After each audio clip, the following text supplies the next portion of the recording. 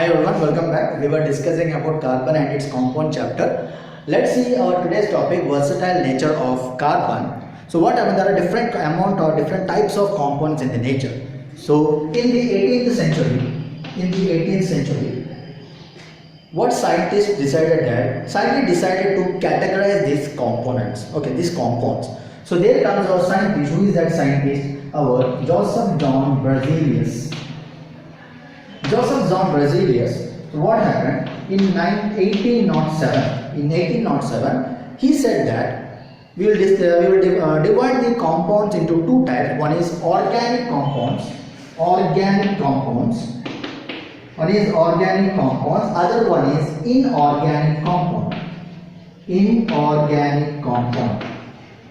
which are called as organic compound, the compound which are obtained from the living organisms. The compounds which are obtained from the living organisms,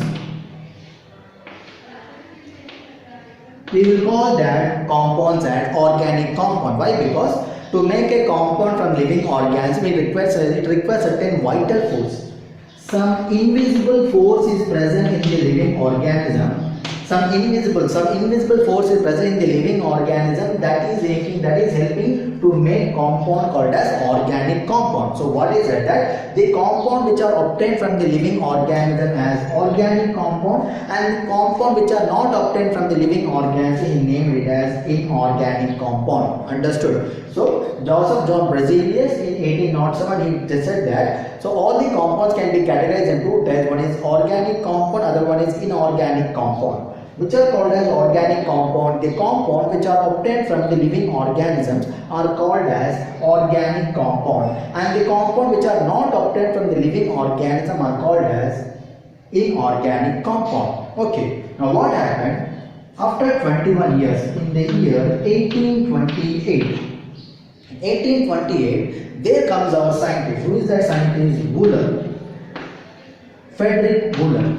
Now what is Frederick Wöhler? Frederick Wöhler was doing some experiments. Accidentally, he has discovered an organic compound from inorganic salt. Okay, what is that compound he has discovered? He has discovered urea, which is an organic compound. He obtained this urea from an inorganic salt called as what? Ammonium cyanide.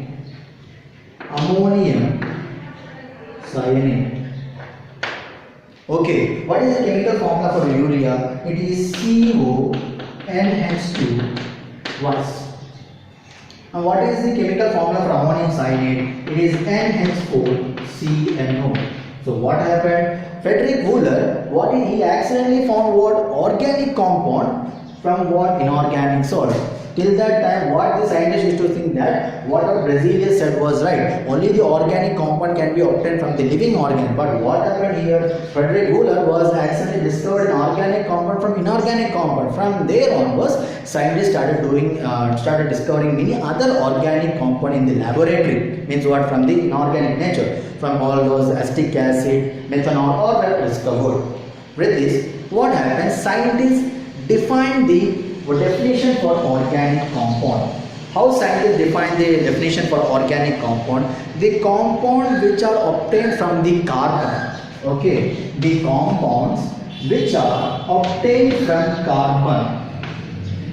The compound which are obtained from the carbon is called as organic compound. So why? Because if you take the nucleus which is made to make life possible, if you see that nucleus, what are the things present in the nucleus? Nucleus nothing but all the carbohydrates, vitamins,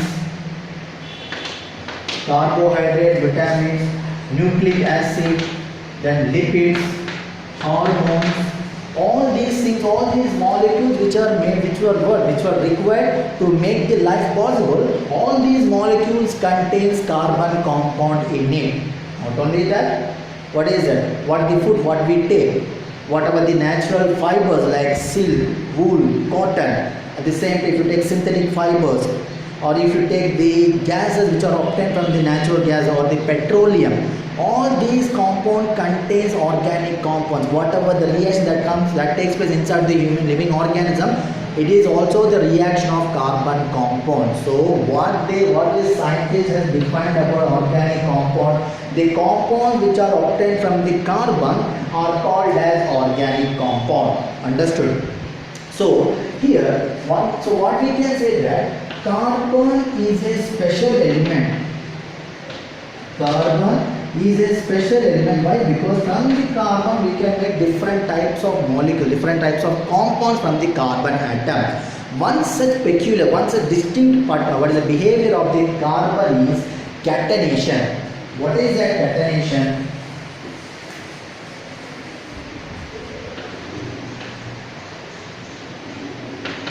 Now, catenation is the, so carbon can make long chain of molecules with the carbon atom. So what we can say that carbon can make a long chain of with its own atom. So catenation is a property, or it's the ability of an atom to make long chain with its own atom is called as catenation. So what is meant by catenation? Catenation is nothing but it's the ability of an atom to form a long chain with its own atom is called as catenation. So here carbon can make a long chain of carbon atom with millions of atoms in it. That is the reason catenation is one important property of carbon. Not only that, all the sulfur, phosphorus also can make a catenation with its atom. But among the sulfur, phosphorus, carbon can make a long chain compared with the other atoms. Understood? So here, what we understood that, what we can say that carbon can make what? Carbon can make single bond with the same atom like carbon, or the carbon,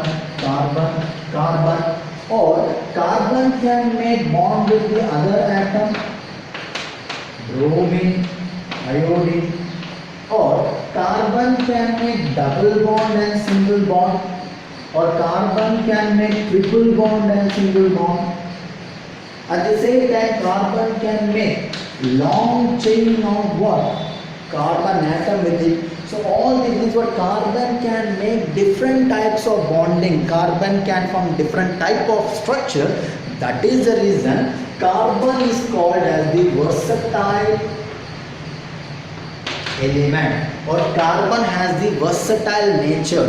Understood why carbon is considered as a versatile element? Carbon can make a long chain of carbon atom to form a big molecule which contains millions of atoms in it. That is called as what? Catenation, or the ability of an atom to form a long chain with its own atom is called as catenation. So here, since carbon can make single bond, carbon can make double bond, carbon can make triple bond, carbon can form into different forms having same physical property but different chemical properties, same chemical properties but different physical properties. Carbon can make a long chain of big molecule which contain millions of atoms in it. Due to all these things, we can say that carbon is a versatile element. Okay, understood? I hope everyone understood today's class. If anyone liked my video, please share my video to your friends, and I am expecting all the comments from you, whatever you are commenting on previous videos. With that only I can understand where are my faults. Okay, and don't forget to subscribe my channel. Thank you.